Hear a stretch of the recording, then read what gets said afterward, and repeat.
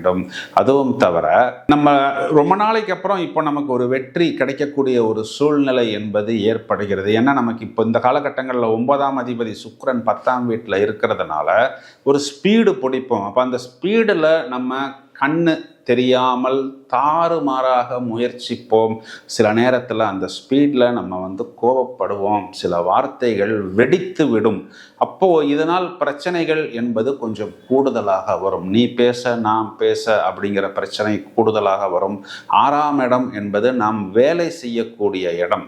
இப்போ 6க்குரியவன் 7ல் இருக்கும் பொழுது நாம் வேலை செய்யக்கூடிய இடத்துல கூட நிறைய பிரச்சனைகள், நிறைய ஈகோ கிளாஷ் என்பதெல்லாம் கார்ப்பரேட்டில் ரொம்பவும் அசால்ட்டாக ஈஸியாக வருகிறது.